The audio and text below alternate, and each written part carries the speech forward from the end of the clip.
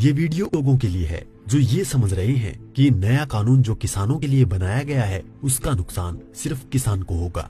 जी नहीं, आप गलत हैं। अब मैं आपको समझा दूं, शायद आपको समझ में आ जाएगा। केवल एक सेक्शन बताता हूँ जिससे आपको पूरी कहानी समझ आ जाएगी।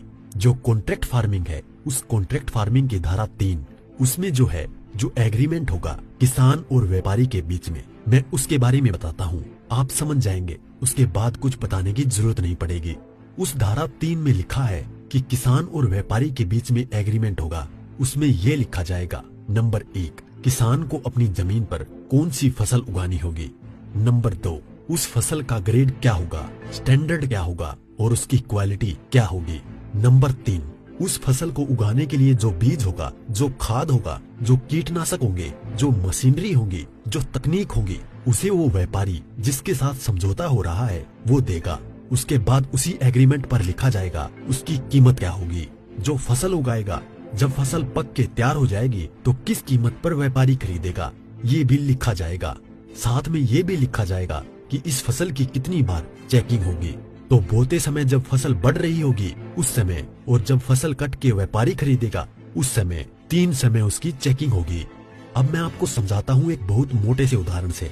समझो, ये मानिए कि इस कानून के हिसाब से पूरे देश की जमीन, पूरे देश के जो किसानों के पास जमीन है, उसका जो व्यापारी है उनसे एग्रीमेंट हो गया। व्यापारियों से एग्रीमेंट होने के बाद सारी जो फसल है वो कहाँ जाएगी, व्यापारी के घर में। इसका मतलब ये हुआ कि सरकार के पास खरीदने के लिए एक दाना नहीं बचेगा। सारी की सारी फसल व्यापारी खरीद के ले जाएगा। और व्यापारी कितनी फसल खरीद सकता है, पहले उस पर प्रतिबंधता थी। अब आवश्यक पशु अधिनियम से वो बैरिकेड हटा दिए गए हैं। यानी कि जो एक लगा रखा था बैरियर कि इससे ज्यादा नहीं खरीद सकते, लिमिट लगा रखी थी, लिमिट को खत्म कर दी। इसका मतलब व्यापारी जितनी चाहे फसल खरीद के अपने गोदाम में रख सकता है। अब मानिए कि पूरी फसल किसान से व्यापारी के घर चली गई, तो आप थोड़ा सा पीछे आइए। 2013 में इस सरकार ने संसद में कानून बनाया था इस देश के गरीब लोगों के लिए। 82 करोड़ गरीब लोगों के लिए नेशनल फूड सिक्योरिटी एक्ट यानी राष्ट्रीय खाद्य सुरक्षा कानून के तहत 82 करोड़ लोगों को 3 रुपए किलो चावल, 2 रुपए किलो गेहूं और 1 रुपए किलो मोटा अनाज देना था। अब मैं आपसे सवाल पूछता हूँ, अब समझिए, आप सब कुछ जब सारा अनाज व्यापारियों के पास चला गया, सरकार के पास कुछ नहीं है, तो सरकार इन 82 करोड़ लोगों को कहां से अनाज दिलाएगी, पहले तो ये बताएं। इसका मतलब जो 82 करोड़ गरीब सरकार की मदद पर निर्भर था वो खत्म हो गया। मतलब आप कह रहे हैं कि किसानों के खिलाफ बिल है, किसानों की भलाई की बात कर रहे हैं, किसानों के खिलाफ लोग समझ रहे हैं। नहीं, ये पूरे देश के खिलाफ है। इससे 82 करोड़ गरीब खत्म। देश में 5 लाख जो राशन की दुकानें हैं वो भी खत्म। 5 लाख राशन की दुकानों में कुछ रोजगार भी मिलता होगा, वो भी खत्म। अब इसके बाद आप आ जाइए कि जब किसान को सारी चीजें, जो खाद भी है, बीज भी है, कीटनाशक भी है, मशीनें भी हैं, तकनीक भी है, वो व्यापारी जिससे समझौता हुआ है वो ही देगा।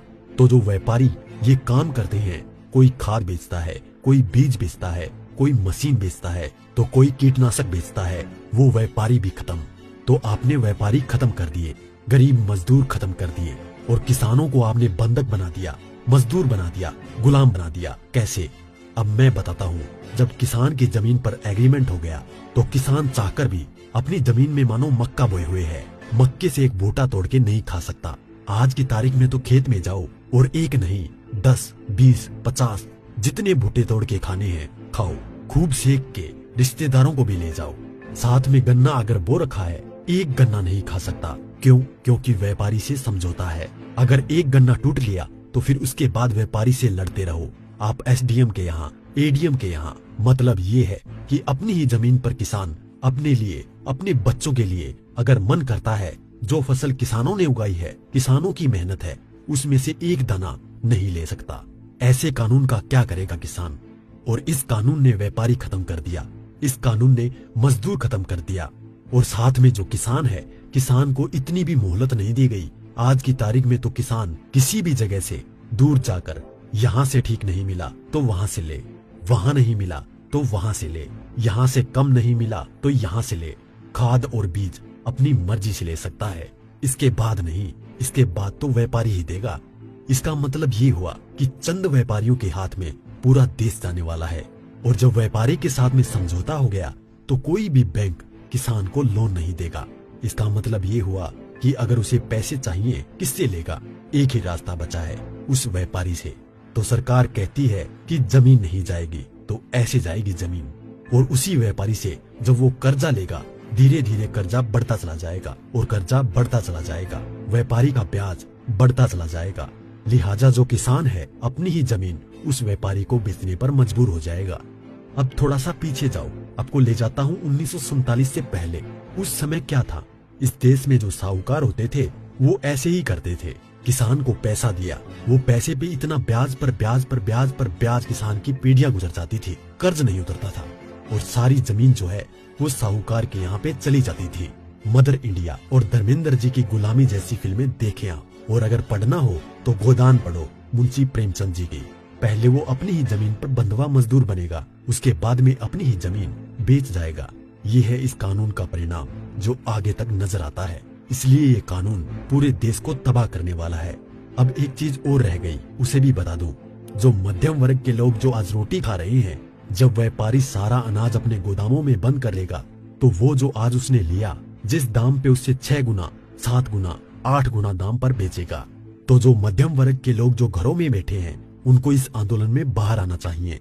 जो अनाज, ये आटा 20 रुपए से 25 रुपए 30 रुपए किलो मिल रहा है, वो ही इस कानून के लागू होने के बाद वो आटा, वो अनाज उन्हें 50 से 6 गुना दाम पर मिलेगा। 100 रुपए, 125 रुपए, 150 रुपए किलो मिलेगा। तो असर किस पे पड़ेगा?